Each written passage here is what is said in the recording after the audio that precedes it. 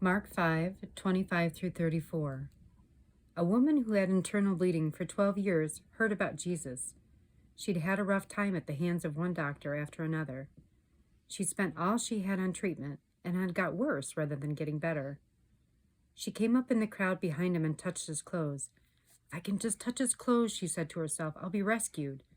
At once, her flow of blood dried up, and she knew in her body that her illness was cured. Jesus knew at once inside himself that power had gone out of him. He turned around the crowd and said, Who touched my clothes? You see this crowd crushing you, said the disciples, and you say, Who touched me? He looked around to see who had done it. The woman came up. She was afraid and trembling, but she knew what had happened to her. She fell down in front of him and told him the whole truth. My daughter, Jesus said to her, your faith has rescued you. Go in peace. Be healed from your illness.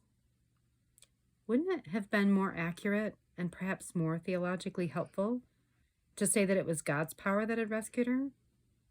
Perhaps in one sense, but we are here confronted with a truth that meets us all through the New Testament. Yes, of course, God remains sovereign. Yes, of course, it's Jesus who's in charge. But the God of the Bible chose from the beginning to act wherever appropriate through human beings. Humans were never meant to be mere spectators of God's work or mere passengers being carried along into God's future with their feet up. Humans were meant to participate, to worship God, and to be energized to live for Him. And that begins with faith. What do you think about Jesus saying it was the woman's faith that had rescued her? Have you got faith like that? If not, are you just a little bit jealous? Whatever your thoughts and feelings, seize the moment. Come up yourself in the crowd. Come close enough to Jesus so that you can talk together. He will have time to listen to you too. Perhaps he will ask you what you most want him to do for you. Perhaps he will challenge you. Have you got faith? This is our prayer.